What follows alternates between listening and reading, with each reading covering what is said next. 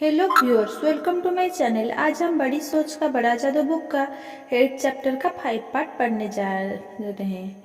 याद रखें, प्रशंसा ही शक्ति है। अपने सुपीरियर से मिलने वाली तारीफ का निवेश करें। अपने अधीनस्थ तक उस तारीफ को पहुंचा दें ताकि वे भविष्य में बेहतर काम करने के लिए प्रेरित हो। जब आप तारीफ बांटते हैं तो आपके अधीनस्थ यह समझ लेते हैं कि आप उन्हें मूल्यवान समझते हैं, उन्हें महत्व देते हैं। यहाँ एक दैनिक अभ्यास दिया जा रहा है जिसके बहुत ज्यादा लाभ होते हैं।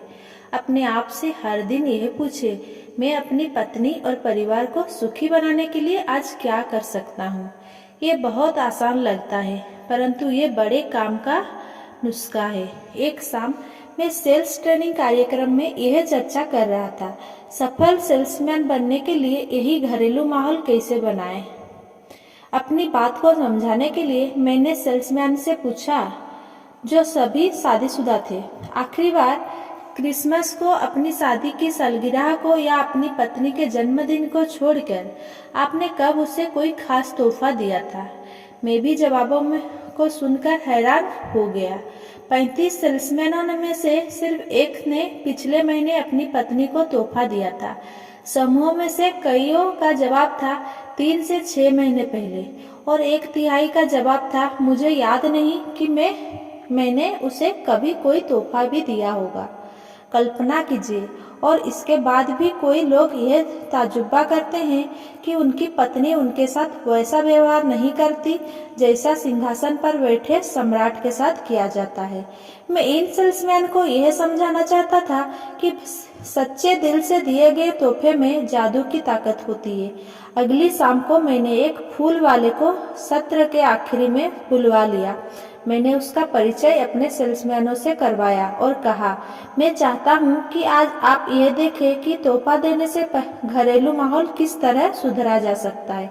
मैंने इस फूल वाले से कहा है कि वो आपको एक गुलाब का फूल सिर्फ 50 सेंट में उपलब्ध कराए, और अगर आपके पास 50 सेंट ना हो या आप सोचते हैं कि आपकी पत्नी इस लायक नहीं है कि उस पर इतनी बड़ी रकम खर्च की जाए, इस बात पर वे सब हंसे, तो मैं अपनी तरफ से उनके लिए गुलाब खरीद दूंगा।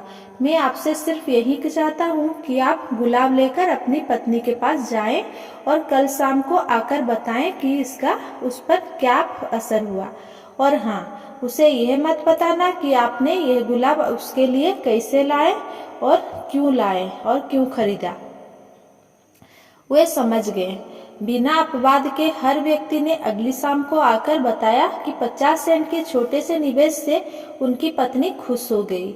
अपने परिवार के लिए अक्सर कुछ खास करें। जरूरी नहीं है कि आप कोई महंगा तोहफा ही खरीदे।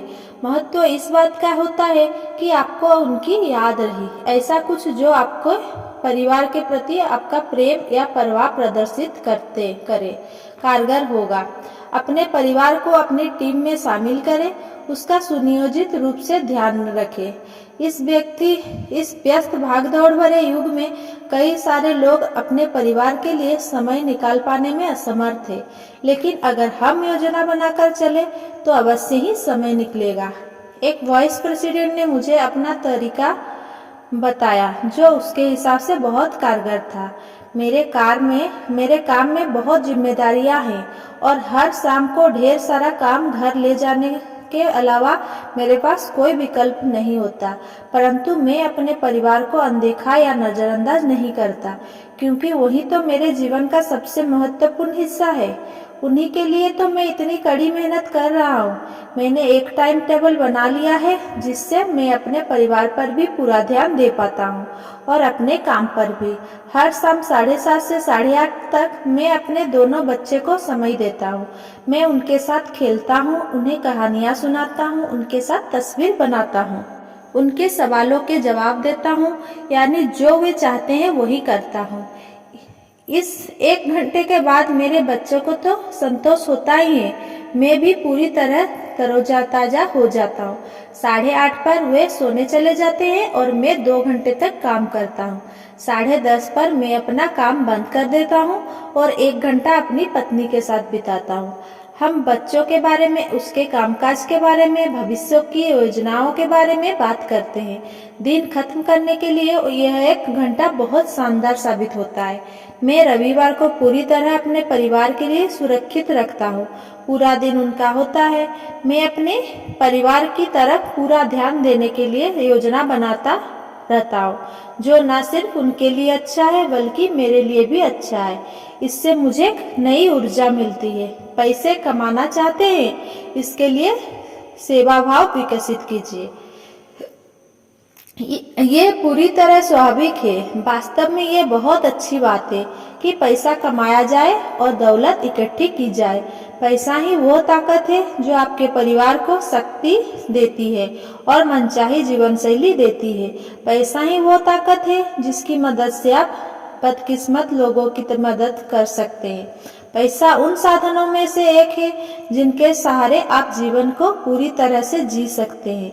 एक बार एकर्स ऑफ डायमंड्स के लेखक महान पादरी रसेल एच कन्वेल की आलोचना हुई।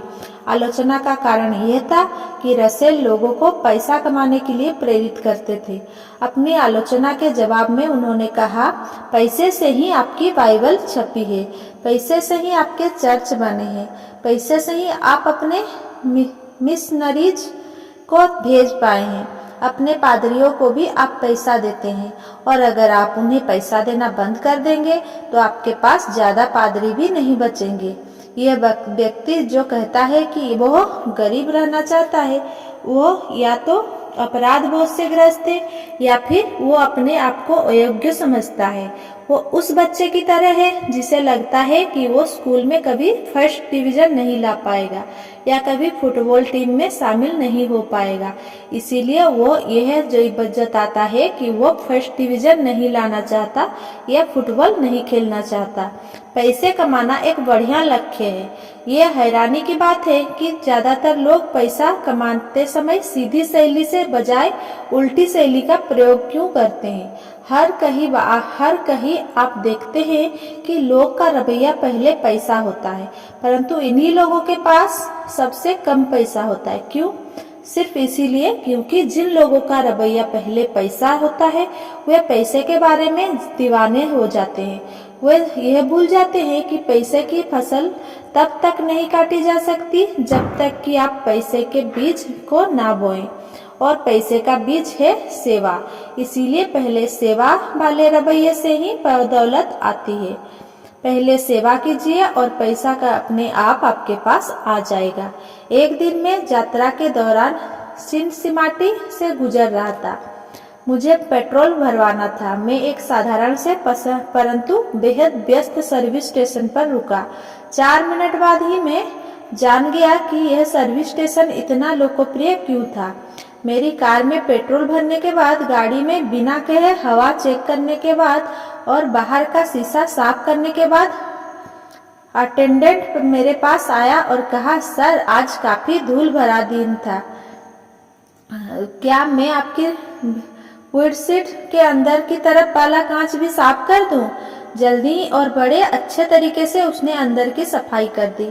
किसी और सर्विस स्टेशन में इस तरफ ध्यान नहीं दिया जाता। इस छोटे सी विशेष सेवा के कारण न सिर्फ मुझे रात में बेहतर दिखने लगा और इससे बहुत फर्क पड़ा था, बल्कि मुझे ये स्टेशन याद रहा।